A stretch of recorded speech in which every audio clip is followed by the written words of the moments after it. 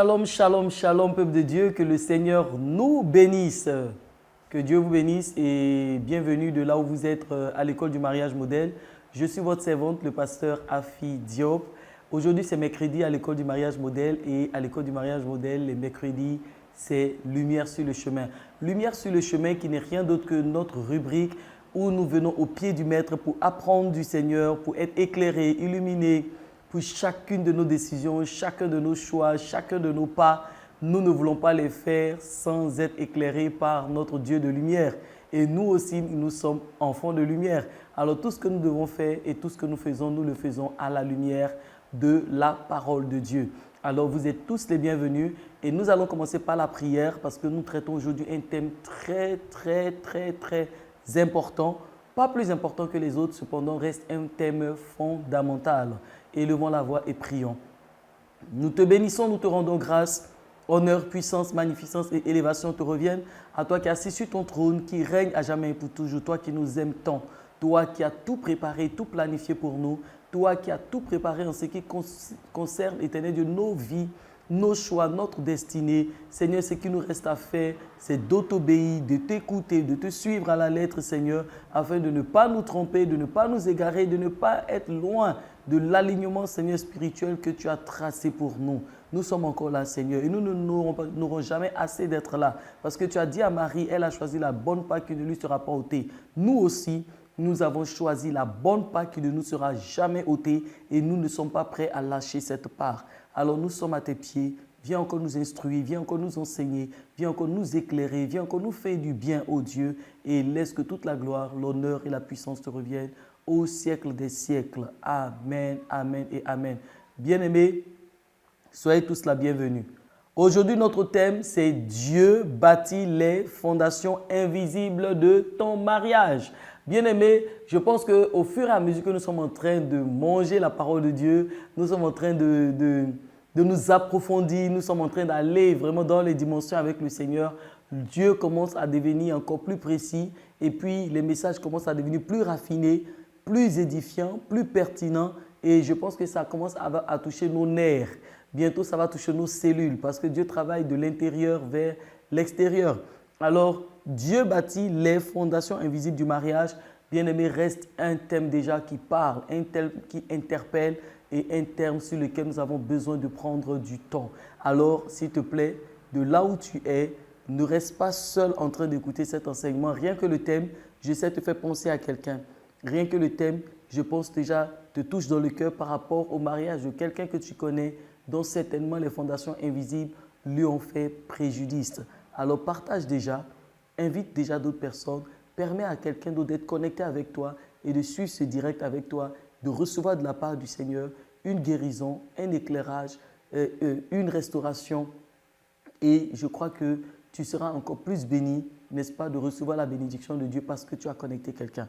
Alors, bien aimé, le mystère caché en fait que nous devons tous pouvoir découvrir, savoir. Peut-être que nous le savons comme ça, mais il est temps en fait que nous puissions garder ce mystère-là sous les yeux en sachant que ce qui est visible ne tient qu'à cause de ce qui est invisible.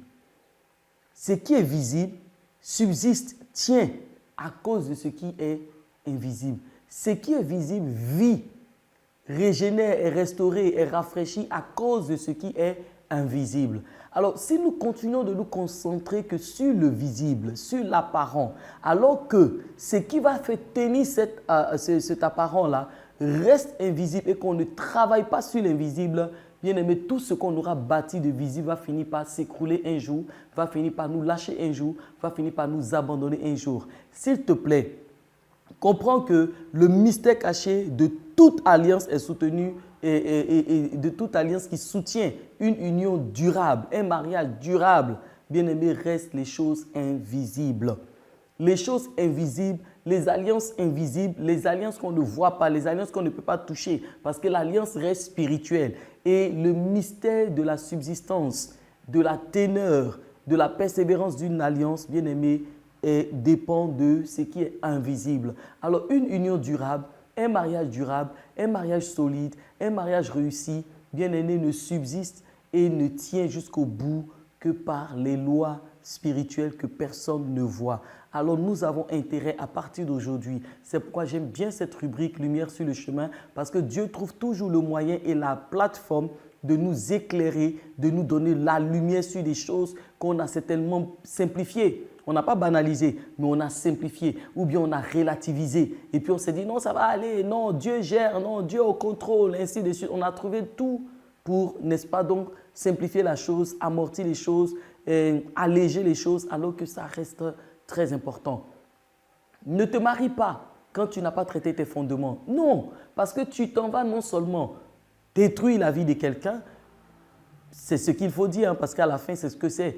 Détruire la vie de quelqu'un, et puis alors que tu aurais pu prendre le temps que ça devrait te prendre de traiter tes fondements, n'est-ce pas, d'être en bonne santé, de mettre ton âme en bonne santé, ton cœur en bonne santé, ton esprit en bonne santé, ton caractère à la ligne, n'est-ce pas, et ton identité rassurée et tout, avant de t'engager dans le mariage. C'est pourquoi je t'encourage à écouter et réécouter les enseignements qui ont précédé. Dieu bâtit ton caractère, ton identité, ton cœur, ton âme, tes émotions, ta destinée, tes relations. Bien-aimé, tu as besoin d'écouter ces enseignements et de permettre à Dieu d'apporter la guérison totale à toutes ces dimensions de ta personne-là pour que tu sois cette personne-là vraiment préparée par Dieu, bâtie par Dieu, avec une femme également préparée, bâtie par Dieu, un homme préparé, bâti par Dieu, deux âmes guéries en très bonne santé qui se mettent ensemble, qui vont justement bâtir un mariage durable, un mariage solide, un mariage réussi, un mariage qui sera un héritage pour les générations.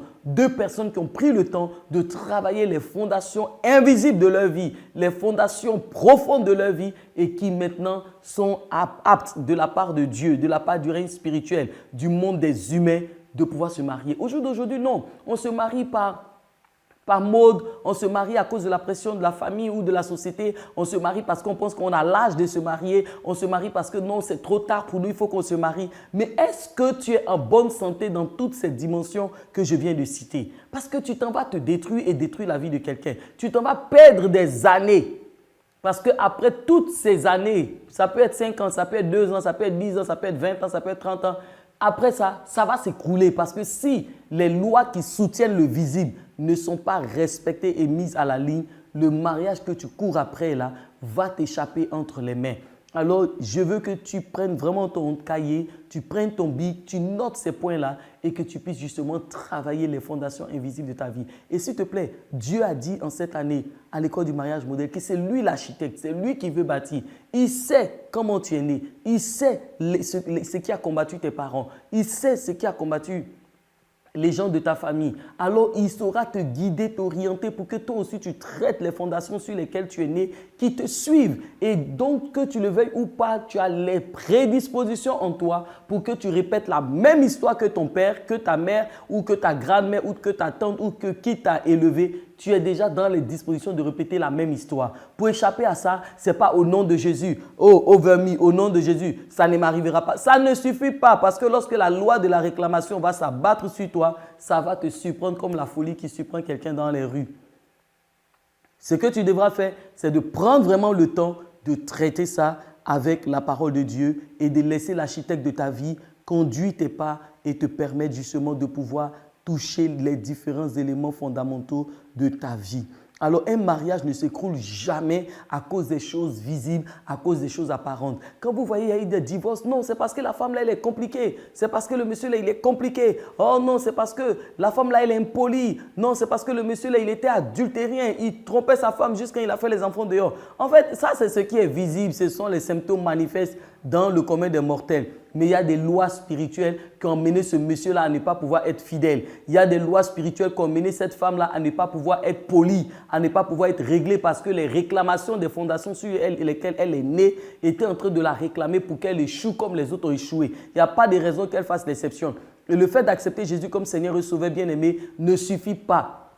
Le salut, c'est une seconde chance que nous donne. Dieu nous donne pour ne pas justement aller périr en enfer. Une fois que tu as reçu cette grâce-là de ne pas aller périr en enfer, en ce qui concerne ton mariage, en ce qui concerne tes finances, en ce qui concerne ton épanouissement ici sur la terre, tu as un travail à faire parce qu'avant que toi tu ne sois, il y a des gens fus avant toi et ils ont eu à faire des choses pour lesquels toi aujourd'hui tu payes les pots cassés. Alors Jésus-Christ est venu en tant que le Rédempteur, en tant que celui qui nous rachète. Et Ésaïe a dit que nous avons été vendus gratuitement. Et lui, il est venu, il a versé son sang pour nous racheter. Alors il y a un processus de rachat que tu dois suivre pour que justement il y ait effectivité justement du sacrifice de Jésus à la croix dans ta vie. Mais on ne peut pas prendre les choses juste avec les verbes comme ça, on proclame, on déclare comme ça et puis on dit oui c'est ça. Mais pourquoi ça ne se manifeste pas jusqu'à présent?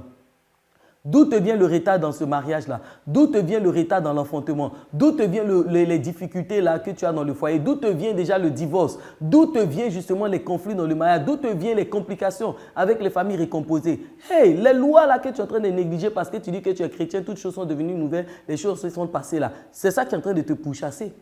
Qu'est-ce que ça te coûte? Comme Luc 6, 46 a dit, qu'est-ce que ça te coûte de creuser profondément avant de poser les fondations de ta vie, avant de poser les fondations de ton mariage? Ça te coûte quoi? Ça ne te coûte rien. Au lieu de rester là, de tergiverser et puis de faire des gros français et tout ça dans le monde spirituel. Le monde spirituel, il n'y a pas les français là-bas, il n'y a que les lois. Il n'y a que les lois et les principes. Alors quand les lois et les principes sont établis là, il faut déjà d'abord les découvrir, il faut les connaître et puis il faut les appliquer pour pouvoir vivre justement ce que tu dois vivre. Alors, beaucoup de mariages s'écroulent, bien aimés, parce que les fondations invisibles sont fissurées, les fondations invisibles sont corrompues, compromises ou bien même inexistantes. Il y a des gens qui n'ont jamais même fait de cure d'âme. Oh non, quand on accepte Jésus comme Seigneur et Sauveur, on est délivré de tous les démons. Aucun démon ne peut déranger ta vie, aucun démon ne peut faire ceci. Mais attention, de quoi est-ce qu'on parle? De quoi est-ce qu'on parle? D'où est-ce qu'on vient? Et le simple fait d'avoir accepté Jésus comme Seigneur et Sauveur chasse tous les démons en même temps de nos vies. Attention, attention, attention et attention. Il ne faut pas bâtir avec les émotions. Il ne faut pas aussi vivre sa foi dans les émotions. Il ne faut pas vivre sa vie chrétienne selon les attirances, selon les philosophies, selon les systèmes, selon les coachings, ainsi de suite. Il ne faut pas également vivre sa foi ou se marier en fonction des circonstances. Dieu bâtit sur des fondations invisibles. Il dit sur des fondations éternelles, sur des fondations spirituelles, sur des fondations éternelles. Psaume 11, le verset 3, la version parole de vie. Quand les lois qui soutiennent la société sont détruites, que peut faire celui qui obéit? Quand les lois qui soutiennent la société sont détruites, que peut faire celui qui obéit? Bien-aimé, c'est clair que tout dépend des fondements et surtout les fondements qu'on ne voit pas. C'est pourquoi j'aime aussi lire la parole de Dieu dans plusieurs versions parce que ça permet de capter la substance vraiment du verset.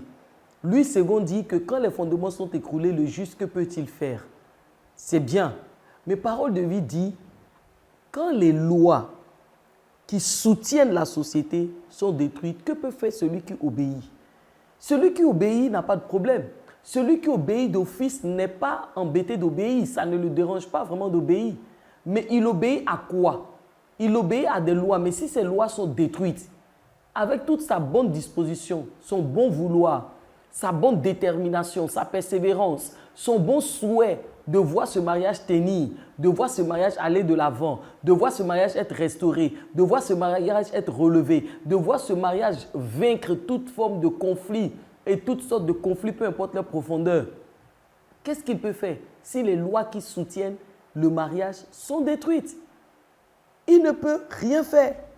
Alors la fondation, le premier point que je veux qu'on puisse traiter, développer ensemble, la fondation invisible, c'est l'alliance avec Dieu.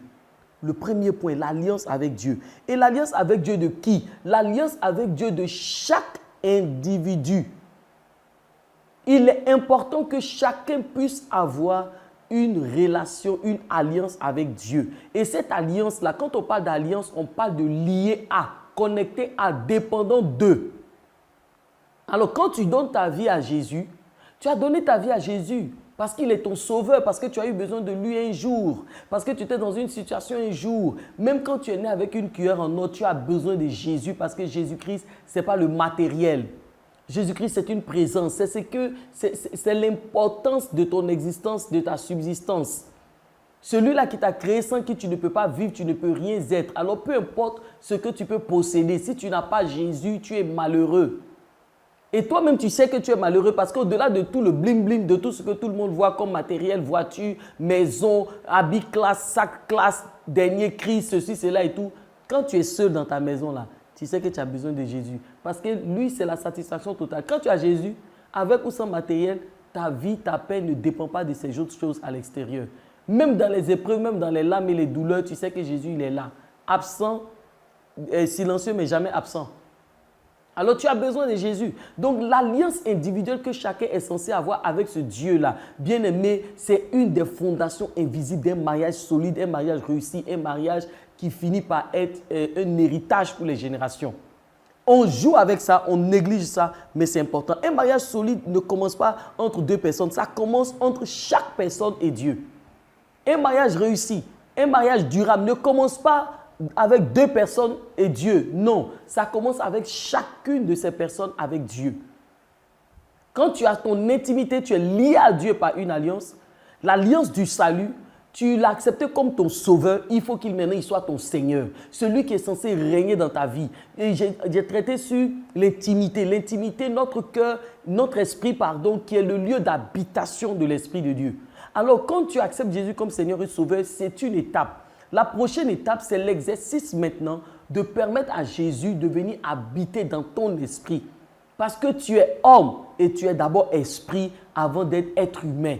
Tu es d'abord esprit avant ce corps-là, cette enveloppe-là que tu portes. On le prêche, on le dit. Mais bien aimé, c'est vrai que Dieu a créé l'homme à son image selon sa ressemblance. Il a créé l'homme comme il est. C'est pourquoi les hommes justement n'ont pas des ailes. Parce que Dieu n'a pas d'ailes. Mais les anges ont des ailes. Il n'a pas créé les anges à son image. Il a créé les hommes à son image. Donc, tec, comme dans le miroir. C'est pourquoi tu peux parler parce que Dieu parle. Tu peux entendre parce que Dieu entend. Tu peux voir parce que Dieu voit. Tu peux marcher parce que Dieu marche. Alors, maintenant, il a créé l'homme également selon sa ressemblance. Même caractère, même comportement, même façon de penser et de voir. C'est pourquoi Dieu va exercer Adam en emmenant les animaux vers Adam pour voir comment Adam allait les nommer. Est-ce qu'il allait exactement leur donner le nom que lui, Dieu, il avait prévu de leur donner? Et il s'est trouvé qu'Adam avait réussi cet exercice et cet examen-là pour vérifier qu'il était vraiment à leur ressemblance et qu'il pensait comme eux et qu'il était intelligent comme eux. Et qui pouvait nommer. Dieu n'a pas corrigé le nom d'un seul animal que Adam a donné aux animaux. Pour dire que Dieu a validé, pour dire que, il est vraiment comme nous. Mais dans Genèse 2, à partir du verset 7, on va voir maintenant que Dieu va former un corps à cet homme spirituel-là. L'homme qui a nommé les animaux dans le jardin d'Éden, dans le chapitre 1, bien aimé, c'est l'homme spirituel. L'homme connecté à Dieu, lié à Dieu, en alliance avec Dieu, qui a un pacte avec Dieu, qui a un contrat avec Dieu, qui a une intimité avec Dieu. Dieu descendait chaque jour pour venir passer du temps avec cet homme spirituel-là parce que Dieu est esprit et il a créé l'homme à son image, selon sa ressemblance, selon sa nature, esprit. C'est pourquoi il a dit dans Jean 4 que ceux qui l'adorent aussi l'adorent en esprit parce qu'il est esprit. Maintenant, dans Genèse 2, la Bible dit que Dieu va former de la poussière de la terre l'enveloppe qui va contenir maintenant l'homme. Et cette enveloppe qu'il va former à partir de la poussière de la terre, là, cette enveloppe-là était inerte. Et il va souffler dans les narines de ce corps-là, de cette enveloppe-là. Et l'homme va devenir un être vivant. L'homme va devenir un être humain. Alors l'homme n'est pas être humain au départ. L'homme est esprit au départ. Bien aimé, le mariage solide, le mariage réussi, le mariage durable dépend de l'intimité que chacun a avec Dieu avant de venir se marier. Il faut que tu notes ça et que toi-même tu sois conscient que quand tu regardes ta vie spirituelle, comment c'est tango, ça va dans tous les sens, c'est clopin là. Il ne faut pas chercher à te marier parce que tu t'en vas te détruire et détruire la vie de quelqu'un. Parce que l'intimité que tu n'as pas avec Dieu, la solide relation que tu n'as pas avec Dieu, la communion que tu n'as pas avec Dieu là, bien aimé, c'est justement la même chose que tu vas aller faire avec le mari là ou la même chose que tu vas aller faire avec cette femme là. La Bible dit dans Ecclésiaste 4, le verset 12, on connaît bien le passage. Je vais lire la version Parole de vie. La version Parole de vie dit, on peut attaquer facilement celui qui est seul, mais deux personnes peuvent résister. Une corde tressée de plusieurs fils ne casse pas facilement. Alors, on peut attaquer celui qui est seul, mais celui qui est à deux, ceux qui sont à deux peuvent résister à un ennemi même quand il est fort. Mais la corde qui est tressée plusieurs fois là, ce n'est pas une corde qu'on peut casser facilement. Alors la solidité du mariage là, c'est tressé à plusieurs cordes. Ta relation avec Dieu, la relation de la femme que tu veux épouser avec Dieu, ta relation avec Dieu, la relation de l'homme que tu veux épouser avec Dieu, cette relation, ces différents fils-là qui passent entre vous, là, quand on tresse ça ensemble, là, bien aimé, il peut y avoir épreuve, il peut y avoir difficulté, il peut y avoir même séparation temporaire, mais vous allez finir par revenir ensemble. Parce que l'intimité et l'alliance que chacun a avec Dieu, là, Dieu n'est pas un diviseur, Dieu n'est pas un destructeur, Dieu n'est pas le témoin des divorces, Dieu n'est pas l'approbateur des divorces, Dieu est le divorce, il dit il est la répudiation. Mais bien aimé, il y a combien de répudiations aujourd'hui? Il y a combien de divorces aujourd'hui? La faute de ça, premier numéro 1, c'est le manque d'alliance entre les différentes personnes qui vont au mariage avec le Dieu créateur là. C'est là-bas le problème se trouve. Alors, le premier fil du mariage, qui est l'initiateur du mariage, bien aimé, ce n'est pas un ajout, ce n'est pas un supplément des conjoints que tu as qui te disent « Ah, votre affaire de Dieu là, ah, toi tu es trop spirituel. » Toi là, que ce soit l'homme ou la femme, il y a toujours un qui ne veut pas s'élever spirituellement, qui ne veut pas aller dans les profondeurs, qui ne veut pas s'investir dans l'œuvre de Dieu, qui ne veut pas s'investir à l'église, qui ne veut pas s'investir dans sa foi. Et même à la maison, des papas qui disent qu'ils sont des chefs, ils sont des autorités, ils ne veulent pas diriger les cultes de famille, ils ne veulent pas prier avec leurs femmes, ils ne prient pas avec les enfants. Dans l'intimité, ils ne prient pas avec leurs femmes. À la maison, famille, ils ne prient pas avec leurs enfants et leurs épouses. Bien aimé, c'est normal. Demandez-lui lui-même là, dans son intimité avec Dieu, qu'est-ce qu'il fait. Et il n'y a pas que les chrétiens simples, même ceux qui sont des bergers, qui sont censés être des modèles, les pasteurs, les bishops, les révérends, les archevêques, qui luttent partout les places, qui luttent les positions partout là. Allez-y chez eux à la maison et vérifiez s'ils sont des bergers là-bas. Allez-y chez eux à la maison et vérifiez si justement ils sont les pasteurs aussi de leur maison. Allez-y et vérifiez pour voir s'ils sont des modèles, des sous-inspirations. C'est juste les titres, c'est juste les apparences. On est tous concentrés et en train de se battre sur les fondements extérieurs, les appuis, les positions, comment maintenir sa position, comment donner un fondement de son ministère, comment donner un fondement de sa renommée, comment donner un fondement de ses programmes, ainsi de suite, les vues, les followers, ainsi de suite et tout ça. Regardez, tout ça là, ça va s'écrouler parce que les lois spirituelles qui font subsister ces choses-là sont détruites ou bien sont inexistantes parfois. Soit détruites, soit compromises ou corrompues, soit inexistantes. Alors, peu importe tout ce que vous êtes en train de bâtir en haut là, ça va finir par s'écrouler. Bien aimé, un point capital et important. Accepter Jésus comme Seigneur et Sauveur, bien. Il faut l'accepter maintenant comme le Seigneur. Il faut l'accepter maintenant comme celui qui a le contrôle de ton esprit, qui vit au-dedans de toi et qui te permet de manifester ta divinité. Tu n'es pas chair, tu n'es pas charnel. Ta nature est divine, tes origines sont divines, tu viens de Dieu. Alors, de manière personnelle et individuelle, bien-aimé, reviens au Seigneur et que cet enseignement-là t'aide à te réaligner là où le Seigneur te veut quand tu lui donnais vraiment ta vie. C'est très important pour nous. Dieu doit rester justement le centre de ta vie, toi-même d'abord. Il doit rester celui qui était avant, celui qui est présent et celui qui sera demain. Et que ta vie doit fonctionner en fonction de ça et non autre chose. Matthieu 7, le verset 24 à 25. Il dit, celui qui écoute toutes ces paroles et m'obéit, celui-là ressemble à un sage. Le sage construit sa maison sur de la pierre. La pluie tombe, les rivières débordent, les vents soufflent et se jettent contre la maison. La maison ne tombe pas parce qu'on a posé ses fondations sur de la pierre. Bien-aimé, tu ne peux pas empêcher les péripéties de la nature et de la vie où les forces anti-mariage te combattent. Les forces anti-mariage te combattront toujours parce que c'est ça leur rôle et leur existence. Le soleil brille parce que c'est comme ça qu'il a été programmé. Les démons aussi continueront d'attaquer parce qu'ils sont programmés pour ça. Ils sont jaloux, ils sont aigris. Et surtout, ils savent qu'il leur reste peu de temps. C'est pourquoi Satan est acharné. Regardez notre génération. Satan est acharné. Il est déployé parce qu'il lui reste un peu de temps. Aujourd'hui, tu n'es pas l'ennemi de Satan. L'ennemi de Satan, c'est le temps. Parce qu'aujourd'hui, il sait qu'il lui reste peu de temps. Alors le gars, il est prêt à faire tout et n'importe quoi, il tape partout. Donc quand toi, tu n'es pas en train de comprendre ça et de te rassurer que ta vie là, tu l'as posée sur la pierre qui est Jésus-Christ, tu l'as posée sur le rocher des âges qui est Jésus-Christ, la pluie qui tombe sur toi là, ça tombe aussi sur les païens. La pluie qui tombe sur toi là, ça tombe aussi sur les autres personnes de d'autres religions. Mais c'est le fondement sur lequel tu as posé ta vie personnellement d'abord. C'est ce fondement-là qui va faire que toi, tu vas subsister à la même pluie qui tombe sur tout le monde, sur toute la terre. Il dit la pluie est tombée sur elle. Elle n'est pas allée chercher la pluie. Les rivières ont débordé. Ce n'est pas la personne qui allait faire déborder les rivières. C'est pour dire que les conflits, les péripéties, les attaques, les épreuves, ça prend tout le monde, ça surprend tout le monde. Mais qu'est-ce qui fait que d'autres vont mourir Même dans les simples inondations des pluies naturelles déjà qui se passent, il y en a qui meurent. Pourquoi? La fondation des maisons qu'ils habitent ne sont pas de bonnes fondations. Du coup, ou bien la maison a été construite, au lieu de trouver une pièce solide pour construire la maison, on a construit la maison sur un caniveau. La maison n'a pas de racines. La maison n'a pas de fondation. Regardez toutes ces maisons qui se balaient.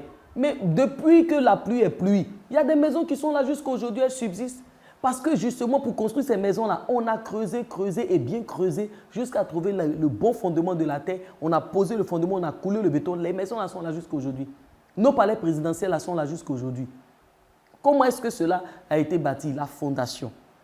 Alors bien aimé, c'est important pour toi que tu saches que le rocher que Jésus-Christ est, c'est sur lui que tu dois poser ta vie. Tu dois dépendre de lui.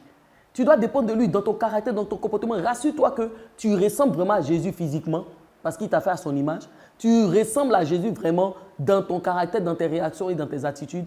Bien aimé, si la femme là, elle fait le même exercice, l'homme fait le même exercice, et ces deux personnes se retrouvent, ils vont avoir des conflits, ils vont avoir des différends parce qu'ils viennent de différentes éducations, ils viennent de différentes familles, peut-être de différentes nationalités, ainsi de suite. Et tous ces conflits-là, en fait, ne sont pas négatifs pour eux. C'est pour leur permettre de s'ajuster et de devenir là une seule chair que Dieu dit qu'ils vont devenir. Il a dit ils deviendront. C'est un processus. Alors, dans le processus, ça, il se fait par les conflits, il se fait par les frottements, il se fait par les incompréhensions, il se fait par les oppositions, il se fait par les contradictions. C'est le processus, mais ils finiront par devenir une seule chair parce que chacun d'eux a une alliance avec Dieu et a compris que c'est un processus et qui va finir une seule chair.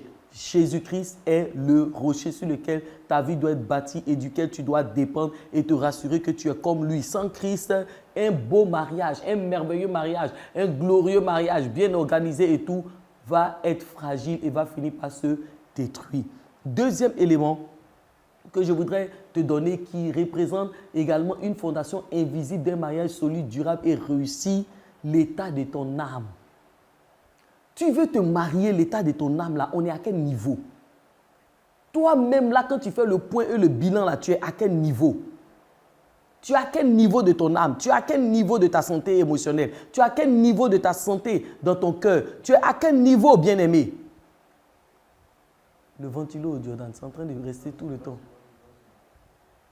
Proverbe 4, le verset 23. Il dit par-dessus tout, surveille ton cœur. On est toujours dans la version parole de vie. J'ai dit pour tout cet enseignement, on va lire la version parole de vie. Proverbe 4, le verset 23. Il dit par-dessus tout, surveille ton cœur, car il est la source de la vie. Bien-aimés, beaucoup sont en train de vivre avec des blessures invisibles. Beaucoup sont en train de se marier avec des blessures invisibles. Beaucoup sont en train de détruire des mariages à cause des blessures invisibles que parfois le conjoint même n'est pas responsable. Il y a des blessures dont les conjoints sont responsables, que ce soit la femme ou l'homme. Mais il y a des blessures, c'est depuis l'enfance ou depuis le sein maternel. Allez écouter l'enseignement si Dieu bâtit tes émotions. Vous allez comprendre. Dieu bâtit tes relations. Vous allez comprendre. Il y a des gens qui sont frustrés et blessés depuis le sein maternel. Il y a des gens bien-aimés qui sont frustrés et blessés de par leur éducation. Les propres parents, même biologiques, qui les ont élevés.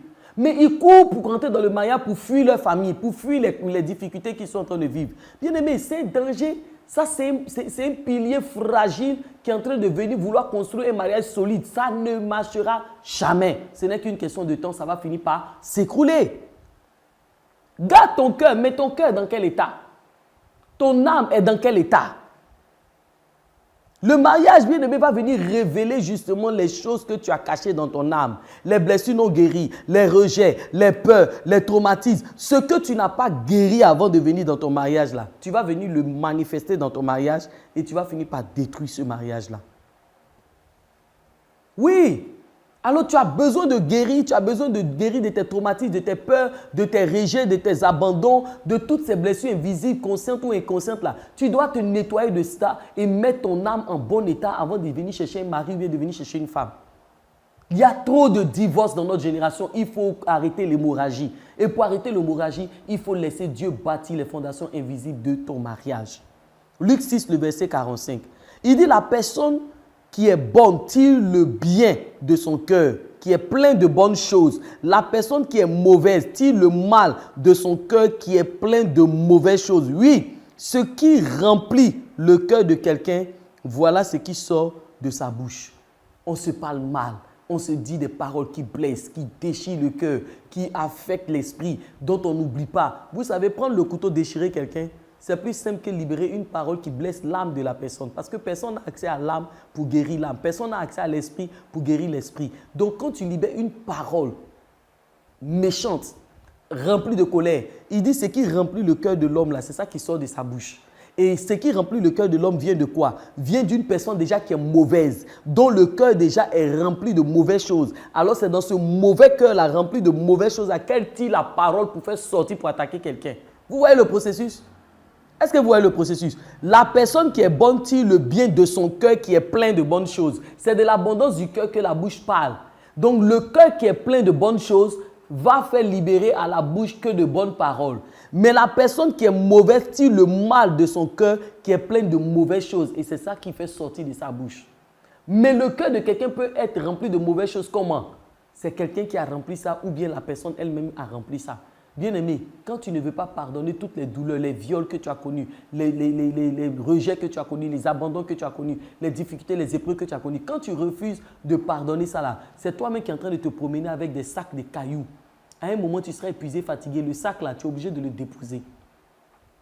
Les problèmes que tu as vécu là, ce n'est pas parce que le fait de pardonner ne veut pas dire que la personne a bien fait. Le fait de pardonner ne veut pas dire que voilà, la personne sera libérée de sa sentence ou de sa punition. C'est de te décharger toi-même et de mettre ton âme en état pour que quand tu rentres dans ton mariage, tu ne partes pas manifester ces esprits de rejet, ces esprits d'abandon, ces esprits de peur et de colère et tout. Parce que la personne que tu vas marier n'est pas responsable de ça, mon Dieu.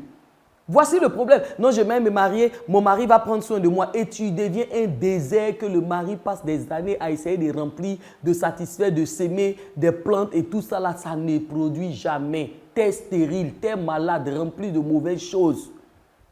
Et pendant que le monsieur fait plus des efforts, plus tu deviens désagréable. Plus tu as soif, plus tu en veux, plus… Ah non, ça ne peut pas continuer. La femme essaie de faire tout ce qu'elle veut. Tu n'es jamais satisfait, tu n'arrives pas à être rempli parce que ton cœur est déjà rempli. On ne peut pas remplir un vase déjà plein. Tu as besoin de te vider.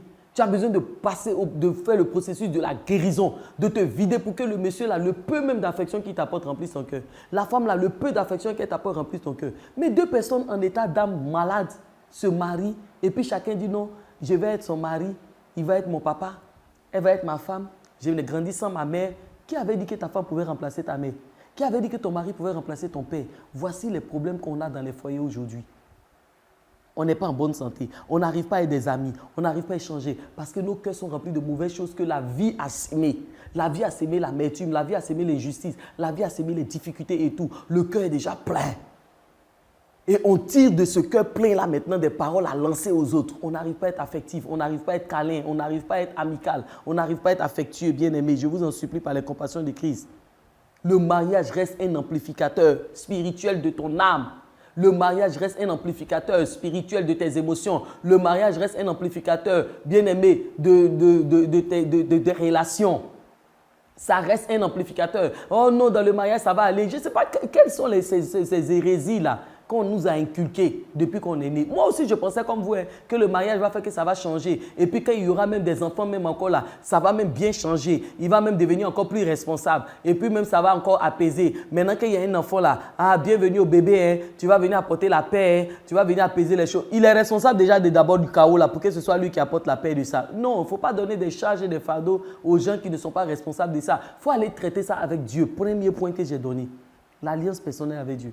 Deuxième point, il faut avoir toi-même le souci de l'état de ton âme avant de rentrer dans le mariage. Troisième fondement invisible important, bien-aimé, l'autel des familles, les fondements des familles sur lesquels nous sommes nés. On ne peut pas négliger ça. On ne peut pas négliger ça. J'entends des enseignements de folie, d'hérésie, sans logique spirituelle ni humaine, que les gens racontent n'importe comment. Des gens qui sont là pour dire, oui, quand tu es en Christ, les fondements de ta famille ne peuvent rien contre toi. Quand tu es en Christ, oui, les ténèbres ne peuvent rien contre toi. Mais toi, depuis que tu es en Christ, pourquoi tu n'as pas fait le travail pour ne plus ressembler physiquement à ton papa ou à ta maman? Depuis que tu es en Christ, là, comment tu n'as pas fait tout pour même changer aussi même ton nom? Il y a des fondements avec lesquels nous naissons que nous ne pouvons pas changer parce que nous sommes en Christ. On a accepté Jésus comme Seigneur et Sauveur, on n'a pas changé nos extraits de naissance. Mais c'est un fondement sur lequel on est né parce que le nom, c'est un fondement. Le visage de notre père ou de notre mère qu'on a copié là, parce qu'on a été créé selon leur ressemblance là, c'est un fondement. La ressemblance à ton père ou à ta mère, c'est un fondement. Ton ethnie, c'est un fondement. Ta nationalité, c'est un fondement. Alors, il ne faut pas parler pour parler sans intelligence, ainsi de suite. Non, il faut s'asseoir. Et puis, au-delà de l'intelligence académique, là, il y a deux autres intelligences qu'il faut chercher. L'intelligence de la vie, l'intelligence spirituelle. Il ne faut pas seulement être intelligent à l'école. Donc, quand on parle des fondements de famille, là, les hôtels de famille, là, c'est de ça qu'on parle. La couleur de ta peau, depuis que tu as accepté Jésus, ça a changé. Ta taille a changé depuis que tu as accepté Jésus. Ce sont des fondements. Parce que si ton papa est court, tu es né court. Ton papa est grand, ta maman est grande, tu nais, tu es grand. C'est un fondement. C'est-à-dire qu'il y a un support qui t'a été donné sur lequel tu as existé. Et ce support-là, bien aimé, il y a les bonnes choses dedans et il y a les choses négatives dedans. Beaucoup de personnes sont en train d'ignorer, de vouloir banaliser les choses. Mais bien aimé, un mariage ne connecte pas seulement deux personnes. Ça connecte deux fondements. Moi-même, je vais plus loin. Ça connecte 4 fondements. 4. Fondement de ton papa et de ta maman, paternelle et maternelle. Fondement de ta maman, paternelle et maternelle. 4 fondements. Toi seul. Et puis tu veux négliger ça, tu veux banaliser ça. Non. Le mariage vient mettre 2 personnes en alliance, 2 familles en alliance, connecter 2 fondements ou 4 fondements bien aimés. Le mariage vient donner 2 lignées. Tu viens d'une lignée, ta femme vient d'une lignée, ton mari vient d'une lignée. Ça devient 2 lignées.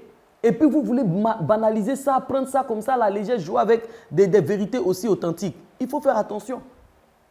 On vient de différentes familles.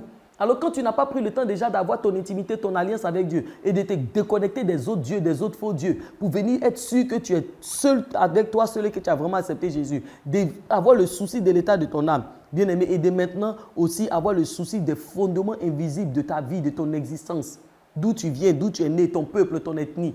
Pourquoi les Ivoiriens parlent de telle manière? Pourquoi les Gabonais parlent de telle manière? C'est des fondements. On ne peut pas négliger ça, on ne peut pas jouer avec. Mais qu'est-ce qu'il y a de bon dedans et qu'est-ce qu'il y a de mauvais dedans et comment traiter chacun pour aligner ça à notre destinée pour que ce ne soit pas un élément destructeur de notre mariage. Exode 20, le verset 5 à 6, il dit « Ne te mets pas à genoux devant ces dieux. Ne les adore pas. En effet, le Seigneur ton Dieu, c'est moi. Je suis un Dieu exigeant. Je punis la faute de ceux qui me détestent. Je punis aussi leurs enfants jusqu'à la 3e ou la 4e génération. Mais je montre ma bonté pendant des milliers de générations à ceux qui m'aiment et qui m'obéissent et qui obéissent à mes commandements. » C'est Dieu qui parle. Je suis ton Dieu, je suis très exigeant. Dieu est exigeant, on est là, on simplifie, on banalise les choses. Il faut faire attention à nous. Dieu est très exigeant. Alors, bien aimé, ça veut dire quoi? On a reçu des héritages invisibles. On est né sur certains fondements. Et ces fondements-là, il y a de l'échec dedans. Il y a les divorces répétitifs dedans. Il y a les conflits chroniques dedans. Il y a les pauvretés, les instabilités sociales et tout ça. Il y a toutes ces choses-là qui sont dedans et qui sont le résultat du fait que ceux de qui nous venons, qui ont existé avant nous, sont partis adorer des faux dieux et il y avait des conséquences qui les accompagnaient. Dieu dit qu'il maudit leurs enfants jusqu'à la 3e et à la 4e génération. Tu es la quelle génération de ta famille? Tu veux jouer avec ça? Tu veux négliger ça? Au lieu de ça ne te coûte rien non plus de t'asseoir et de traiter cet aspect-là. Au lieu de dire, oh Jésus a tout payé à la croix, il a tout payé. Ça te coûte quoi de traiter ça? Tu mets que seulement les avantages de ton côté. Lamentation 5, le verset 7, il dit quoi? Si ces hôtels ne sont pas traités là, bien aimé, tu veux parler de mariage, tu vas te fatiguer. Ces hôtels-là vont te réclamer dans le mariage, vont te combattre dans le mariage. Avec Jésus que tu dis que tu as accepté comme Seigneur et Sauveur, Jésus ne te pousse pas à négliger les lois spirituelles. Il ne te pousse pas à renoncer à ton père ou à ta mère comme si tu n'avais pas existé à travers eux. Quand on parle de oui, renoncer à son père et à sa mère, est-ce que tu as changé ton nom? Tu as changé le nom de ta maman sur ton extrait? Tu as changé le nom de ton papa? Il faut comprendre la parole de Dieu. Il ne faut pas prendre ça comme ça là. À la légère comme ça. Lamentation 5, le verset 7, il dit « Nos parents ont péché, ils ne sont plus. Et c'est nous qui portons le poids de leurs fautes. » Qu'est-ce que tu as fait pour ne pas être marié jusqu'à présent? Qu'est-ce que tu as fait pour te marier jusqu'à présent, tu n'as pas d'enfant? Qu'est-ce que tu as fait pour te marier? Tu te bats pour que ton couple soit stable. Tu t'es investi pour que ton couple soit stable. Tu supportes des combats invisibles, des situations compliquées, des blessures. Tu t'étouffes avec ça pour que justement ton couple ne soit pas détruit. Mais pourtant, c'est en train de prendre la direction là. Qu'est-ce que tu as fait pour avoir ça? Mais parce qu'il y a le poids des péchés de quelqu'un qui sont en train de te réclamer. Ça ne te coûte rien de traiter ça. Ça te coûte quoi d'aller vouloir traiter et puis Jésus va te dire que non, non, non, non, non. Ça, j'ai déjà géré. Ça ne te coûte rien. Mais il ne faut pas dire que c'est déjà géré alors que tu n'as même pas fait la démarche par rapport à ça. Bien aimé, je veux également ajouter ce point-là, ce 4e point de fondement invisible pour un mariage durable, les paroles et les alliances spirituelles. Beaucoup entrent dans le mariage avec des paroles qui ont été prononcées sur eux, avec des alliances inconscientes qu'ils ont eu à faire, des engagements qu'ils avaient pris dans le passé. Ils ont fait des pactes de sang avec leur premier copain, premier amour et tout. On ne va jamais se séparer, on ne va jamais ceci. Ils ont fini de faire ça. Ils sont venus, ils sont rentrés dans le mariage et pour eux, voilà, c'est effacé. La terre a enregistré, le ciel a enregistré. Vous ne lisez pas la Bible, hein. La création, là, elle enregistre, elle a une mémoire. Alors, Proverbe 18, le verset 21, il dit « Les paroles peuvent donner la vie ou la mort. Celui qui aime parler doit en accepter les conséquences. » On ne peut pas donner des paroles qui vont créer des réalités spirituelles, qui vont créer des alliances invisibles. Et puis, du jour au lendemain, on vient, on s'assoit, on dit « Oh, ça va, c'est réglé, Jésus est au contrôle. » Non.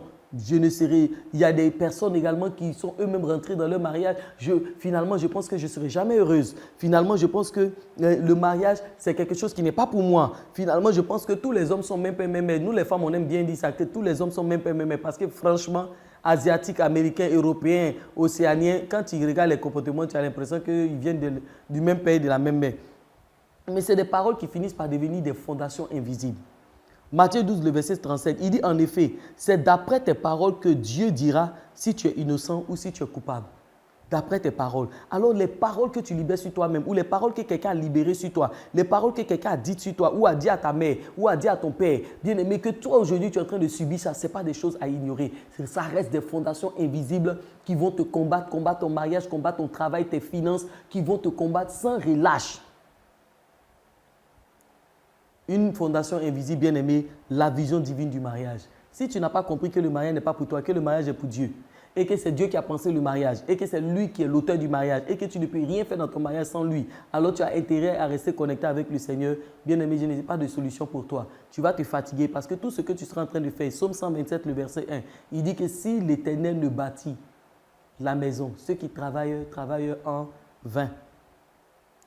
La version Parole de vie a dit que si l'Éternel n'est pas en train de construire là, tous les maçons qui sont en train de construire, qui sont en train de travailler là, ils travaillent pour rien.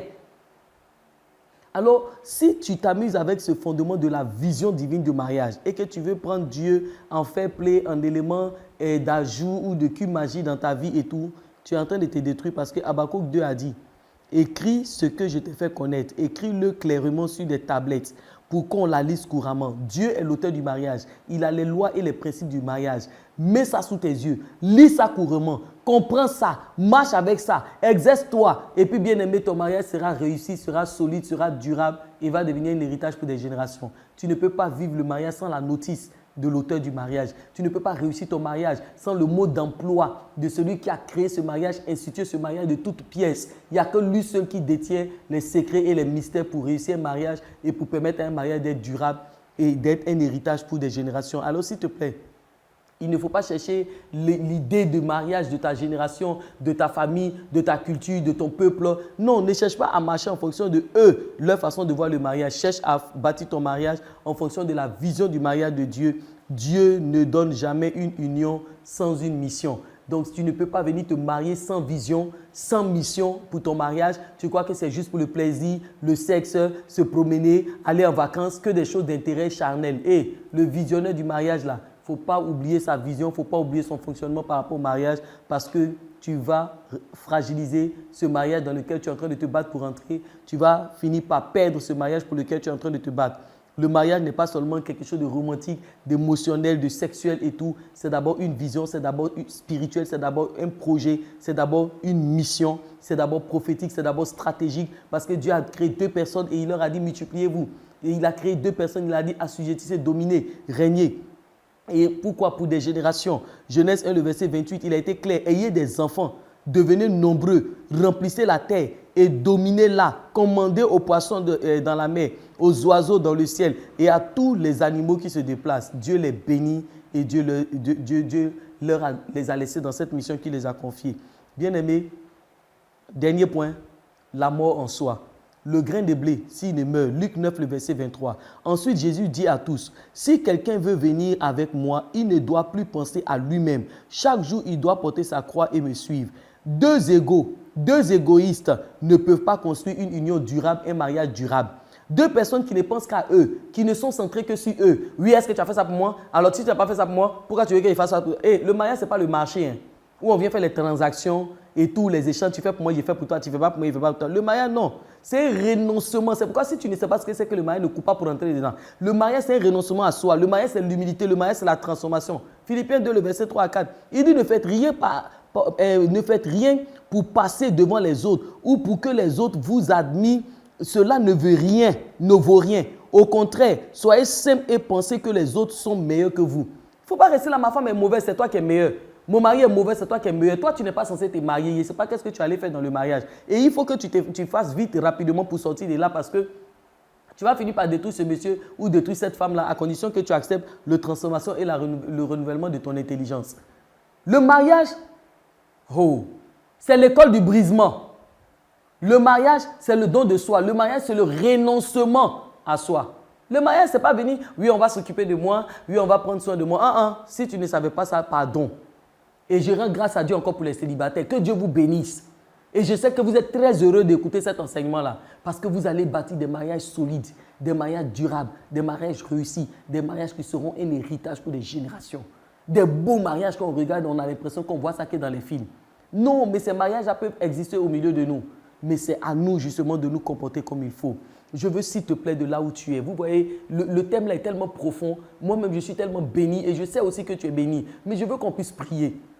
Bien-aimé, je veux qu'on puisse prier. Le Seigneur nous aidera encore sur une autre plateforme de pouvoir encore partager encore plus. Mais si tu as des questions, si tu as une préoccupation, tu as une situation que tu es en train de vivre, écris ton problème, ta situation. Tu as les liens WhatsApp, tu as les contacts. On est là pour pouvoir s'entraider et pour pouvoir être ce que Dieu veut que nous soyons. Je veux que de là où tu es, que tu élèves ta voix avec moi et que tu dises au Seigneur, je rejette toute mauvaise fondation invisible dans ma vie.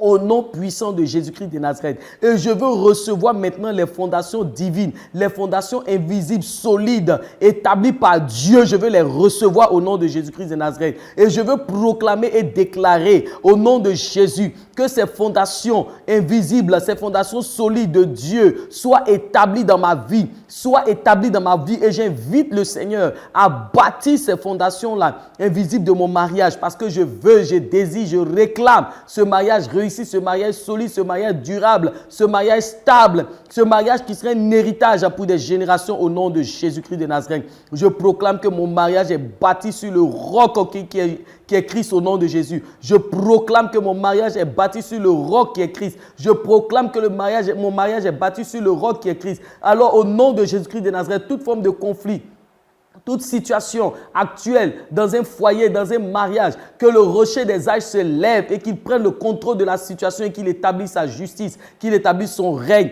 au nom puissant de Jésus-Christ de Nazareth et que tout héritage négatif familial soit brisé au nom de Jésus et que l'autel de Dieu soit restauré dans ce foyer-là, restauré d'abord dans ta vie individuellement, dans ta vie personnellement, que l'autel de Dieu soit restauré, que ton alliance avec Dieu soit restaurée, rétablie et qu'au nom de Jésus, à partir d'aujourd'hui, que tu dises à Dieu, Seigneur, que mon âme soit en bonne santé. Alors je rentre dans le processus de guérison de mon âme. Je rentre dans le processus de guérison de mes émotions. Je rentre dans le processus de guérison de mon cœur. Je rentre dans le processus de guérison de mes relations. Je rentre dans le processus de guérison de mes émotions. Au nom de Jésus, Seigneur, que ton autel soit restauré dans la vie de tes enfants, ô Père éternel, Dieu de gloire. Que l'autel de ta présence, que leur esprit, Seigneur, soit la demeure de ton esprit au nom de Jésus. Et que Père éternel Dieu, leur mariage, Seigneur, devienne éternel Dieu un modèle pour des générations, un autel vivant sur lequel chacun viendra se sacrifier, s'offrir et non venir être égoïste, personnel et vouloir regarder et se regarder comme étant meilleur que son mari ou meilleur que sa femme, mais que chacun se regarde comme éternel Dieu inférieur l'un à l'autre, afin que chacun soit dans un exercice et un déploiement, Seigneur éternel Dieu, de transformation continuelle et permanente. Et que chacun soit un instrument entre tes mains pour être une bénédiction pour l'un et pour l'autre. Saint-Esprit, laisse que des mariages aujourd'hui reçoivent ta puissance et que ta présence soit restaurée, Seigneur éternel Dieu, dans ces mariages. Nous t'en supplions, éternel Dieu de gloire. Laisse, éternel Dieu Tout-Puissant, que les mariages deviennent des mariages forts, des mariages soutenus par des lois, éternel Dieu Tout-Puissant, invisible de la société, invisible du monde spirituel, au nom puissant de Jésus. Seigneur, que chacun d'eux ne fasse rien par esprit de parti ou pour chercher de vaine gloire, Seigneur, mais que chaque conjoint cherche, éternel Dieu, ton intérêt, Seigneur, éternel Dieu, dans la vie de l'un et de l'autre. Seigneur, nous t'en supplions, nous te le demandons au nom de ton Fils Jésus, afin que toi qui es le bâtisseur par excellence, que tu prennes le contrôle de chaque vie, le contrôle de chaque mariage et que les fondations invisibles, Seigneur, du mariage de quelqu'un, Seigneur éternel Dieu, soient posées aujourd'hui au nom de Jésus. Seigneur, beaucoup de choses ont été dites, mais que ton esprit qui a dit qu'il viendra nous rappeler tout ce que nous a appris, vienne rappeler à tes enfants tout ce qu'ils ont entendu, tout ce qu'ils ont appris, afin que ton nom se soit glorifié au siècle des siècles, au nom suprême de Jésus-Christ de Nazareth. Amen, amen et amen. Que Dieu vous bénisse de là où vous êtes. C'était votre servante, le pasteur Afi Diop, à l'école du mariage modèle dans votre rubrique Lumière sur le chemin. Partagez, faites du bien à quelqu'un et restez connectés pour la suite. Le Seigneur continuera encore de t'éclairer et de mettre de la lumière sur ton chemin, dans tes choix, sur chacun de tes pas. Tu ne te tromperas pas. Ton mariage sera un héritage pour des générations. Ton mariage sera solide. N'aie pas peur. Peu importe ce que tu vis en ce moment, prends cet enseignement, écoute et réécoute et laisse le Saint-Esprit te guider, te donner la sagesse, te donner la connaissance, t'éclairer, te donner les décisions qu'il faut prendre et tu vas voir que la restauration va se passer et surtout, la transformation va se placer et les fondations invisibles vont reprendre leur place. Vous savez, même quand une maison est déjà cassée, fissurée, on met encore d'autres piliers, des piliers plus solides que les premiers piliers et on casse les murs et on élargit la maison et on coule encore d'autres fondements. Avec Jésus, tout est encore possible. Ne t'inquiète pas. Même s'il y a des piliers de ton mariage qui sont cassés, que ton mariage est penché, ne t'inquiète pas. Fais confiance à Jésus. Invite-le pour replacer les fondations invisibles et tu vas voir le beau chef-d'œuvre que Dieu va sortir de ton mariage. Et toi aussi, tu pourras te tenir et enseigner les générations et enseigner d'autres personnes. Sois béni. Shalom, shalom.